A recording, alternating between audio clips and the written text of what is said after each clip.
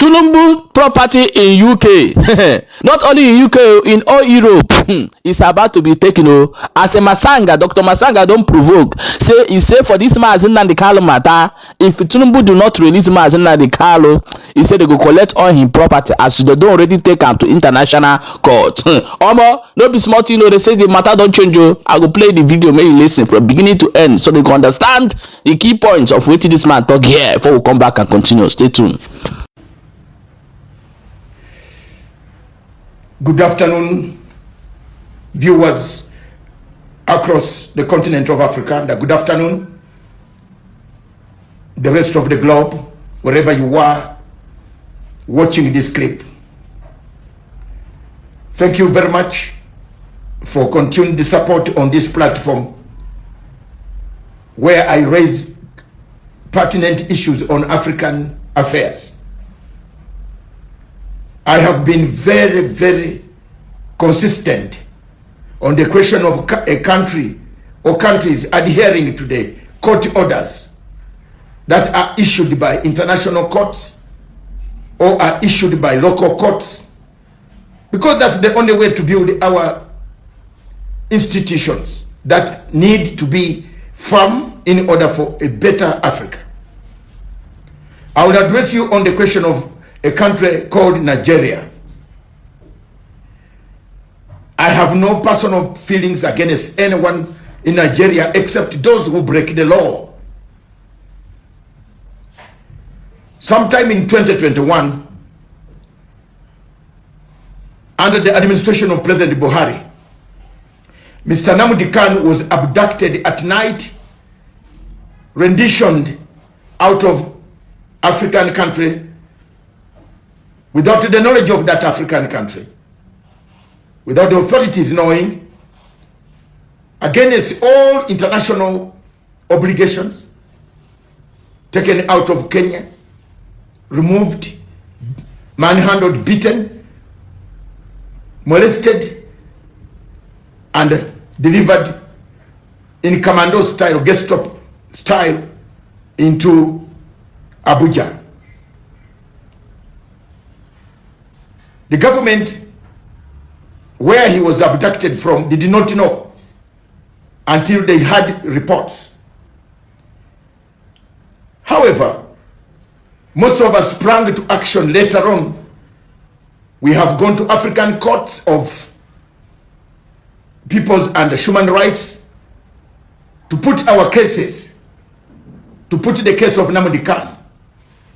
He was charged, trumped up charges of terrorism and other things that were heaped,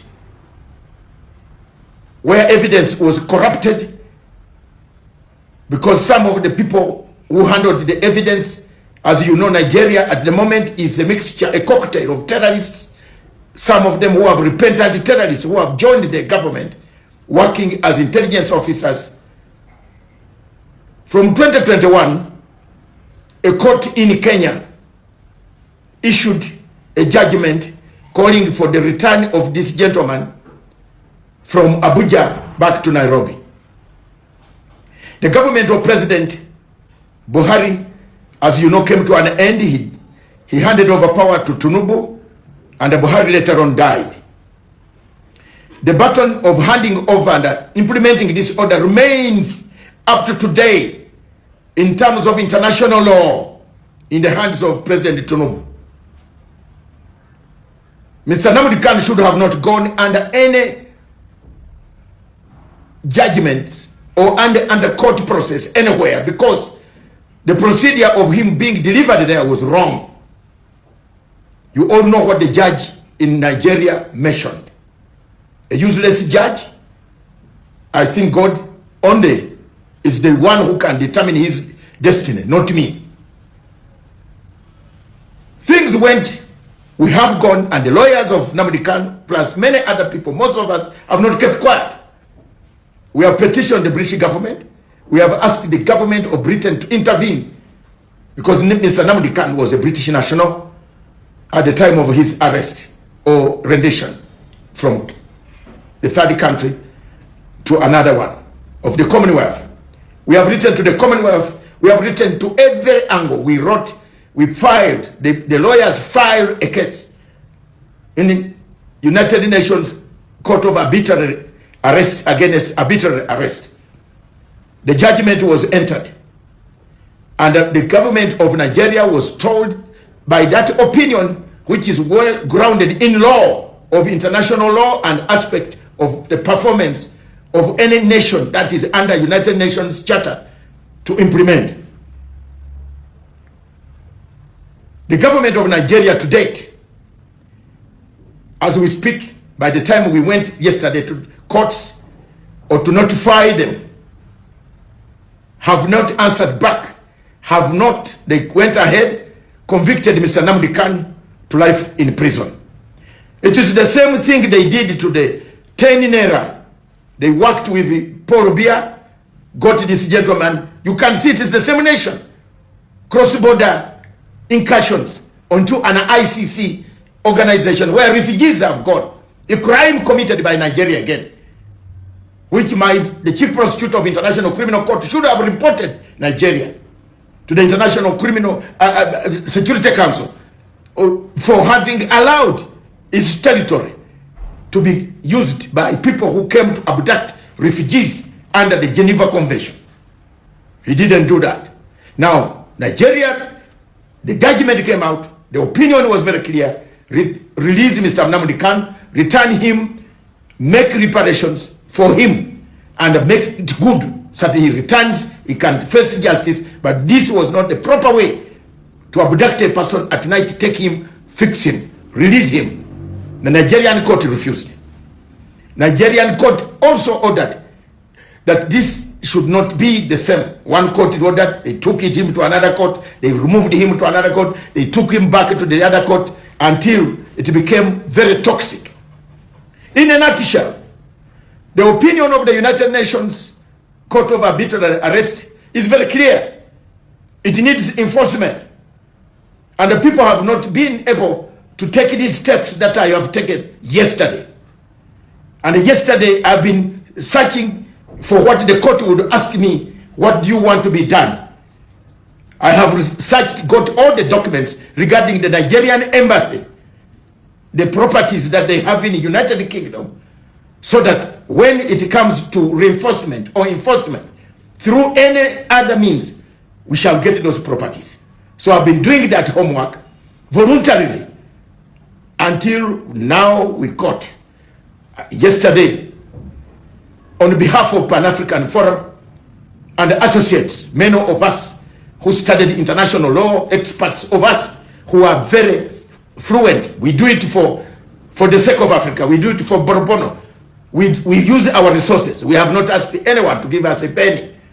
We have done it, and I've done it myself, because this young man needs help, and we shall get that help through the courts. We have filed the final notes, before litigation. We have served the Nigerian government yesterday, and they have received it in the Ministry of Justice, and the government of Britain also copied, and other courts. Therefore, next move we shall move is litigation of why the order was not implemented. Why the orders of the court were not implemented. Why is it 2 orders? You remember, the Kenyan court is still waiting. They gave even damages for a man who had been just harassed. They didn't know that somebody had used their territory to do some dubious mafia work, which Mr. Leti Buhari, may his soul go completely away from earth, and no history should be written for him ever on earth, because he overthrew the government. The first one pretended to be a Democrat.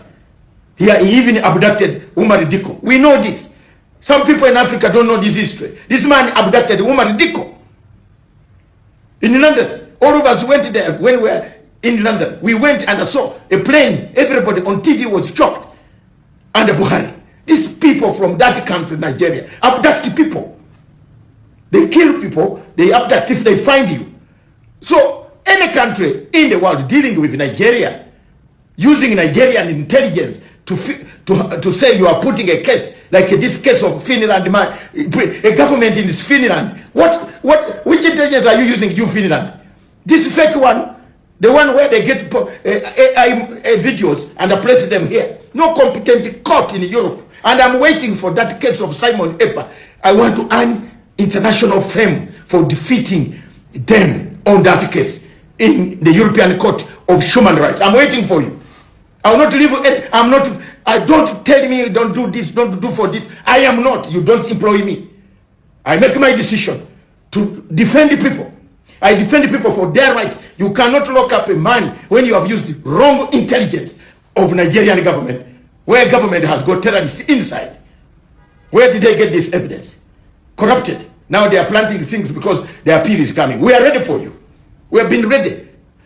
The other time it was the people from Europe who present, but this time we are many of us voluntarily. We shall pour in that courts. In all courts, we are going to pour in courts. Mr. Tinibu, listen, adhere to the court orders, release this guy. Whichever format you use, whether you pardon him, whether you release him, it's up to you. But me, we have now got all the data of your properties in London. We are gonna get it. Watch my lips. Let me remove the glasses. We shall get it.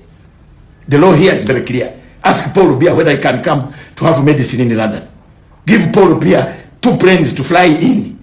And you ever, even you are coming to London recently, we had to waiver. We had to be asked to waiver for you not to be touched. Otherwise, our summons were ready. So do the right thing.